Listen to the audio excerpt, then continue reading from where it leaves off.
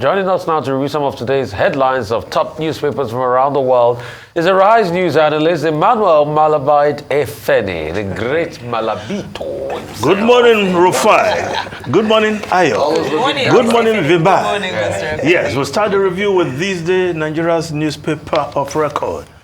The lead story, Shell strikes landmark deal to sell all onshore Nigerian oil assets for $2.8 billion.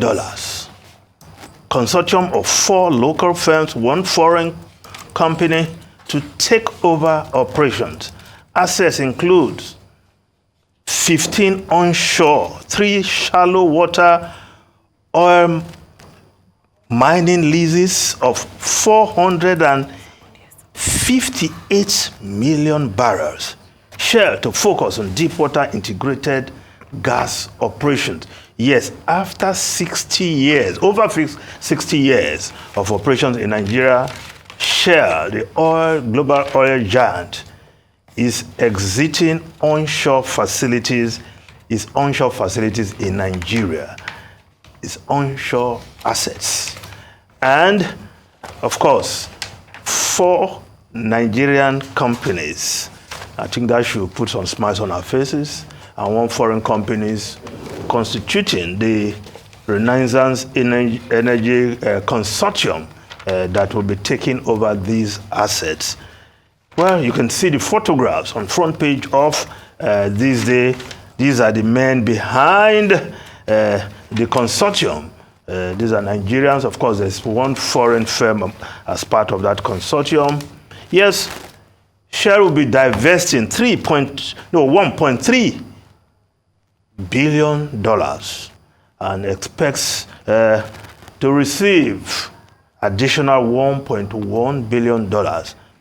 Well, is Shell leaving Nigeria? Well, they are still very much in the deep water exploration and exploitation of oil, where perhaps you say that's where the money is now, because a lot of reasons have been adduced for why these oil majors are leaving Nigeria or divesting from their onshore assets. The other day, it was Egypt that sold its assets to Oando. Why is parent company, ENI, all of Italy, getting OPL 245? That very controversial, but very rich in oil. That's a license. So, what is the reason? Well, those who know in the industry say, well, these companies are not just being nice by handing over to Nigerians. Well, compared to what they have taken over time from these onshore assets, perhaps it's not quite as viable as they think, as they want, to put it in another way, as they want compared to what they've been getting in the past. And so they are exiting and concentrating their efforts in deep waters. But kudos to those Nigerians who are behind this deal. It's a big deal, really. And the Guardian newspaper also talking about divestment of oil majors. Federal government opts for conditional divestment as oil majors trade $4.5 billion assets. Yes, not just this. Other deals have taken place in the past. And according to the story from the Guardian, federal government also for conditional divestment as oil majors divest $4.5 billion assets. Nigerian Upstream Petroleum Regulation Commission subjects Seplat, Oando, Renaissance to scrutiny.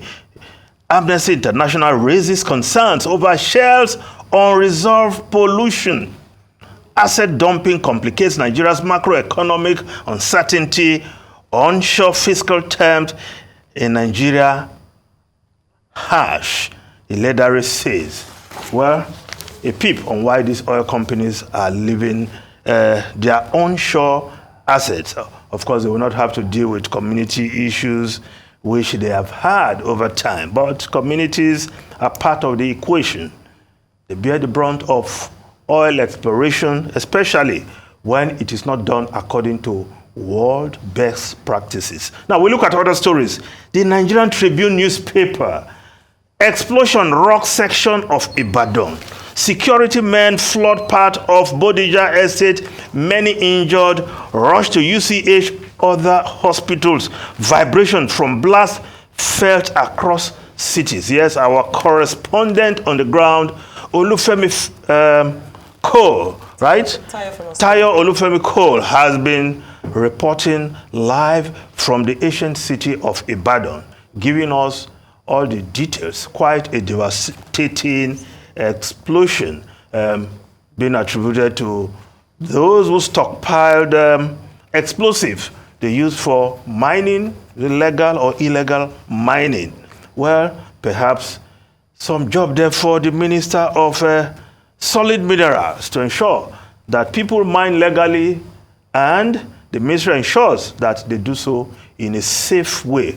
But our sympathies goes to those families who have lost their lives, and some are still missing, as it were. And that story is also on the front page of New Telegraph newspaper. Pandemonium as massive explosion rock Ibadan. Vanguard newspaper, massive explosion rock Ibadan. Vanguard newspaper. Now, the Nation newspaper, President raises red alert over rising banditry, kidnapping. Tinubu demands concrete action from service chiefs. IG Wike swing into action about time, because this is a very worrisome development in the country, with kidnapping assuming an epidemic proportion. Yes, and that's the term coined by the Punch newspaper. Abduction epidemic. Anti-kidnapping protest holds in Abuja today as 10 suspects arrested. Tinubu's vow crackdown on kidnappers, agents of darkness, abductors, kill hotel barman. Well, impact of the kidnapping epidemic. The Business Day newspaper is reporting that kidnap plague threatens Tinubu's food security plan. Fear grips Abuja residents as criminals hold sway. President promises to eliminate every agent of darkness.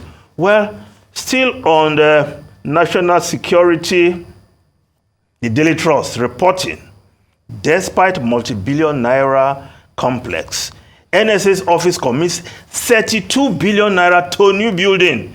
Is misplacement of priority, CSO's experts.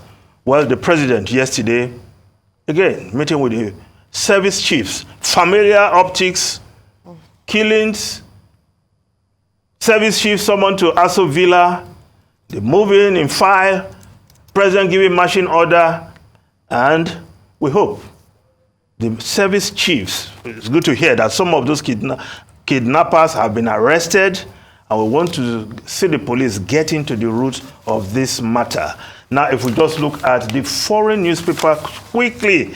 Now, the Daily Telegraph newspaper, 60 Tories turn on Prime Minister in Rwanda rebellion. Yes, Rishi Sunak, the Prime Minister of UK, facing his biggest test yet. And he faced that defeat yesterday as the deputy chairman, two deputy chairmen of his party quit to vote against the bill on Rwanda, and they are tightening the noose on that bill to make it more difficult for that sending migrants to Rwanda to be difficult. And the Guardian newspaper also reporting that story. Prime Minister faces revolt on Rwanda plans as senior Tories quit. Rufai Ayo Vembai.